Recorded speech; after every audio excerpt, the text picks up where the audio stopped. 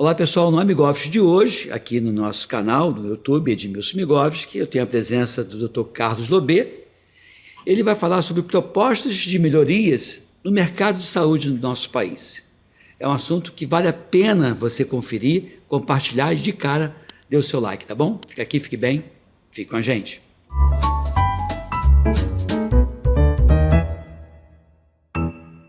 Olá pessoal, retomando aqui nosso podcast, estou aqui com o Dr. Carlos Lobet, aqui embaixo é o nome, né?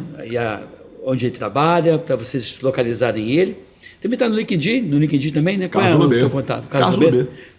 Dessa mesma forma, nós vamos discutir nesse bloco quais são as propostas para melhorias da saúde suplementar, né? Não sei se você também vai falar alguma coisa sobre saúde pública. Comuns? Então tá bom. Então a gente vai falar. Então o papo é bem interessante, porque vai não só contemplar quem tem plano de saúde, mas também quem tem aí, está no Sistema Único de Saúde, ainda mais que a gente está gravando esse vídeo em junho de 2024, esse ano de eleição para prefeito e também para vereador. É interessante que você até arrume argumentos para criticar ou para apertar o teu candidato aí. Obrigado, hein? Vamos lá tocar esse bloco, Carlos. Me fala sobre propostas de melhorias na saúde como um todo. Eu tenho um pouco mais de 2 décadas de formado. Uhum. A gente não teve nem a oportunidade de falar no primeiro bloco, mas você tinha pedido para falar um pouquinho da minha experiência, né? Isso. Então vamos lá. Sou médico de formação, fiz a especialização em cardiologia na Santa Casa da Misericórdia no Rio de Janeiro e no Hospital Procardíaco. Sim. O Hospital Procardíaco, onde eu entrei como acadêmico, saí em 2022. Os momentos que eu me afastei lá só porque eu estava dirigindo alguma outra instituição. Fui diretor do Procardíaco também. E 20 anos dirigindo hospitais. Caramba. Então, dirigi aqui no Rio de Janeiro. E na clínica também, entendendo? Na clínica e dirigindo hospitais. Acumulando função. Aqui no Rio de Janeiro eu dirigi o Hospital Procardíaco, aqui em Botafogo. Dirigi o Hospital São Lucas, de Copacabana. Dirigi 2 hospitais pediátricos, apesar de não ser pediatra. Em Brasília, fui diretor regional em Brasília, dirigi lá o Hospital Brasília, a Maternidade Brasília. Sim.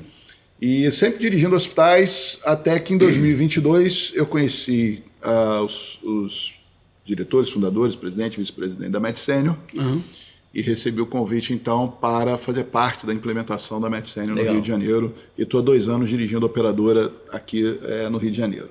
Passei também pela faculdade, fui professor de faculdade. E quando era professor na faculdade de medicina, em um determinado momento, quando faço meu MBA de gestão na Fundação Getúlio Vargas, já acabo o MBA e viro professor lá e sou até hoje. Então hoje eu circulo aí de Chapecó a Manaus, vou ao Brasil todo, dando aula de gestão de saúde pela FGV e atuando aí na MedSenior. E por que a gente, né, aonde que isso tudo converge com as propostas de melhoria? Porque há um hábito que a gente tem hoje de querer, e ouvindo aqui a gravação do podcast anterior, de que a população às vezes quer a solução num comprimido ou numa injeção. Não vai conseguir. Então, a primeira coisa que a gente precisa ter para a proposta de melhoria é educar a população. Assim, olha, não devemos achar que a solução da saúde está do lado de fora da nossa casa. Não está. Não está no governo, não está na INS, não está no Ministério da Saúde. Saúde começa em casa. Sim. Então, hoje, e atuando muito com idoso, a média de idade, a medicina trabalha com idade a partir de 44 anos, mas a nossa média de idade na medicina é de 72 anos. Caramba. Hoje, trabalhando com idoso, vendo esses idosos, né? Porque praticamente vim para cá vindo de hospital vendo paciente. Tem uma coisa impressionante que eu já estou absolutamente convencido, que envelhecer bem é ter músculo. Sim. Envelhecer bem é ter músculo. Sim. Não tem... O músculo hoje é o que vai dar autonomia ao idoso para que ele levante, que ele vá ao banheiro, para que ele... Então, hoje... Se você quer ter saúde, não tem fórmula, não tem comprimido, não tem injeção. É exercício físico para ganhar massa muscular e uma alimentação saudável. Qualquer coisa diferente disso é alguém querendo te vender uma solução fácil. Solução fácil não é perpétua. Solução fácil, ela tem tudo validade, validade curta. Então, a solução do cenário de saúde, considerando que hoje nós temos já uma população idosa forte e que em 2060 nós teremos grande base, a pirâmide vai quase que inverter, a solução da saúde hoje é criarmos uma política de educação em saúde para que as pessoas façam uma alimentação saudável e exercício físico de verdade. Ganhar músculo. Então, a primeira solução é essa. Seja, estabelecer os pilares da medicina do estilo de vida que se baseia. São 6, um deles é comer bem e outra atividade física. 6 pilares. Se você não tiver esses 2 pilares, não vai sustentar, nada vai sustentar. A partir disso, ok, então nós estamos educando a nossa população, ela está fazendo uma alimentação mais saudável, parando de comer calorias em excesso, comendo proteínas na quantidade necessária, que é totalmente subestimado. A gente pensa que come a proteína necessária, mas não come. A maioria da população não come a quantidade de proteína necessária, principalmente os idosos. Isso a inteligência artificial é muito legal. Eu estou usando um aplicativo, não vou fazer propaganda aqui, de inteligência artificial, que tudo que eu como eu fotografo.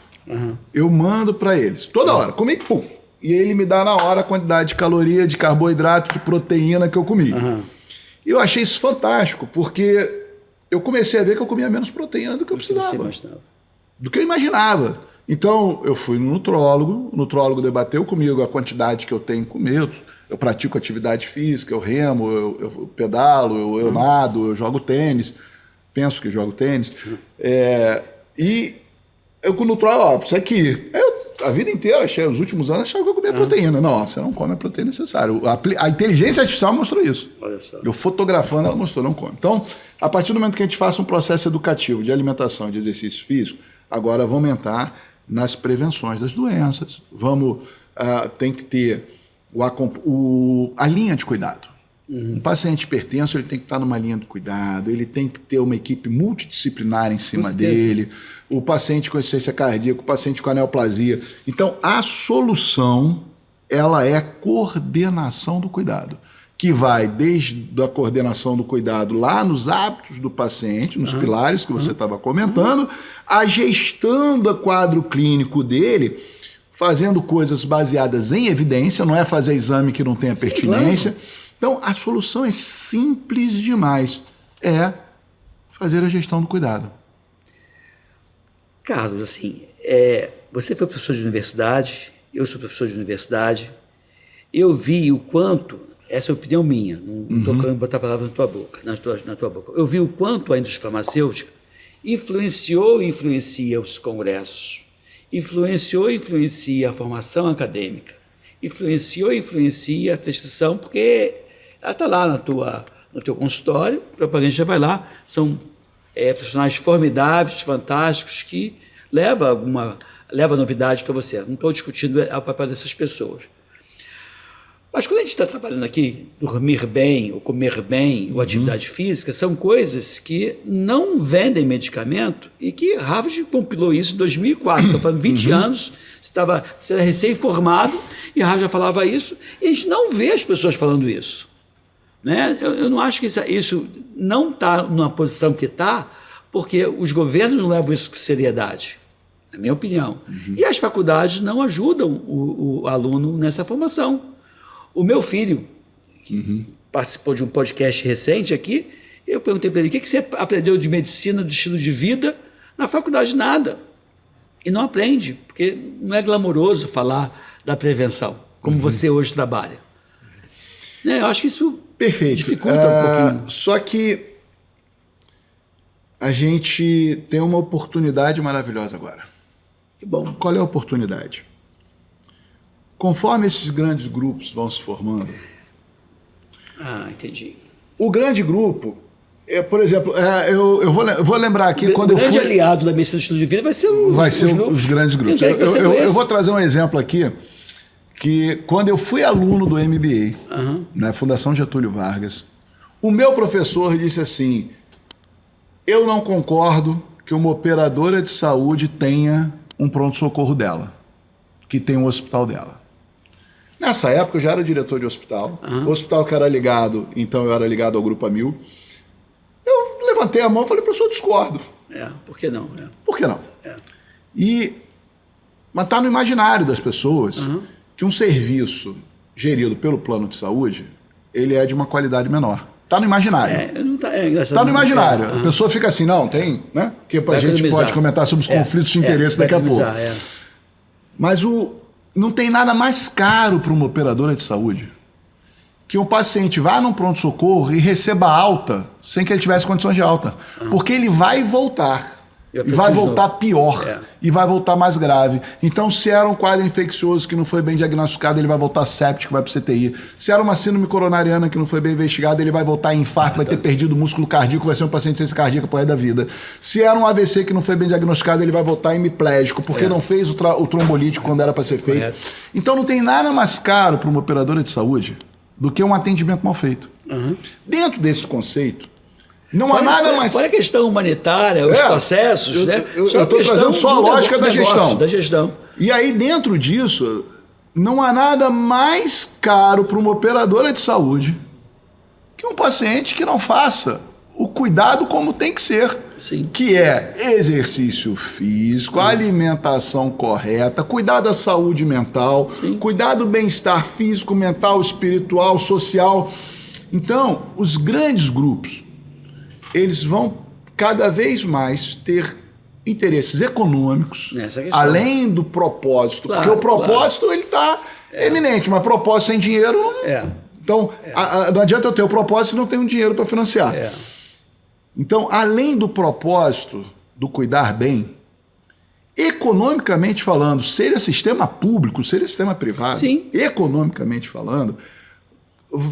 está começando a despertar a consciência que a melhor coisa que existe é que o nosso paciente, seja do sistema único, seja do sistema privado, seja do lado do hospital militar, não importa, que este paciente não tem nada melhor pelo propósito, economicamente falando, que ele faça a prevenção primária verdadeira, aonde ele faça dos pilares que você comentou, e, obviamente, que ele entre numa linha de cuidado para aquele problema que ele tenha. Se o problema é obesidade, se o problema é hipertensão, se o problema é dislipidemia, que ele entre numa linha de cuidado que realmente cuide dele.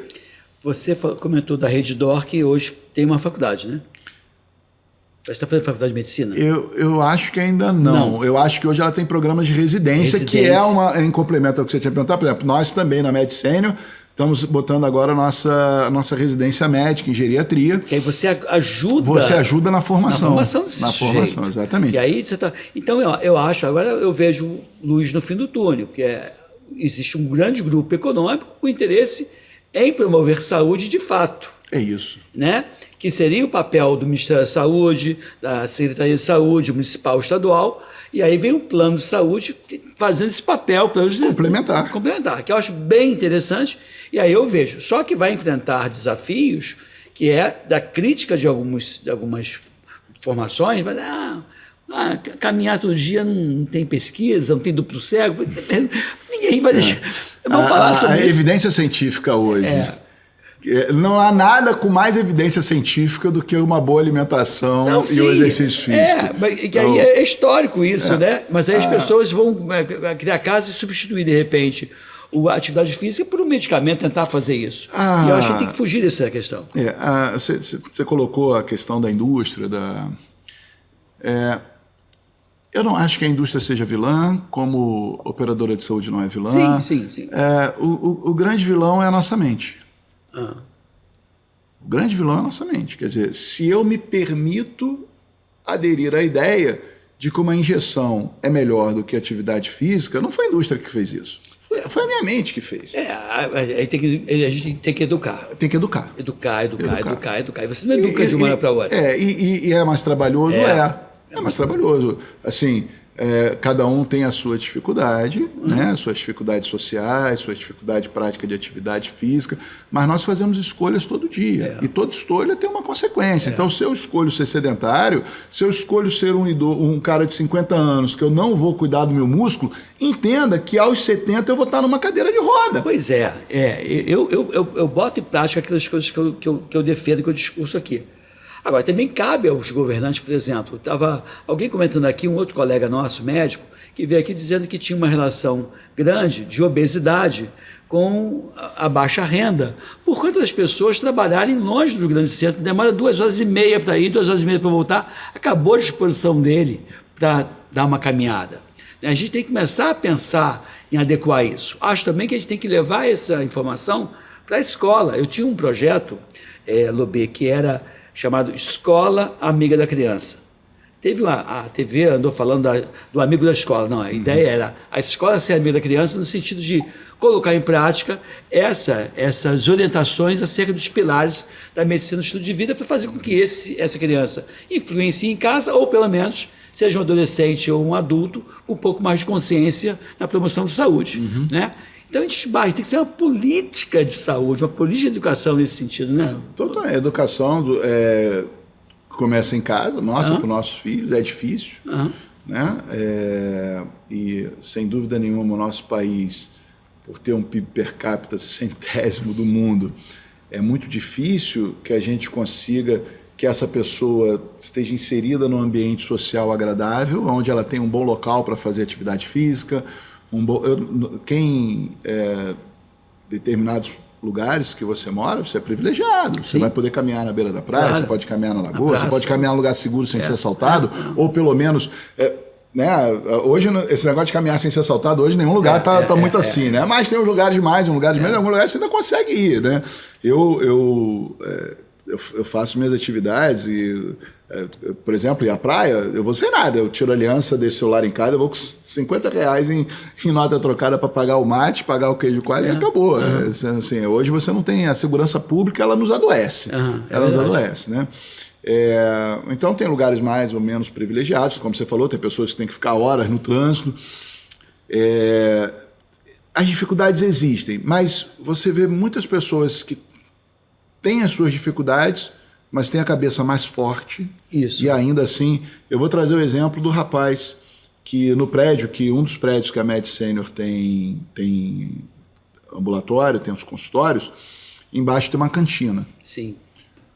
O rapaz, ele deve ter uns 30 e poucos anos, ele vem todo dia de bicicleta para Botafogo, da Baixada Fluminense. Caramba. Ele vem de bicicleta todo dia, mais de 50 quilômetros. Eu acho até perigoso o que ele faz. Eu não faria, porque ele vem pela rua.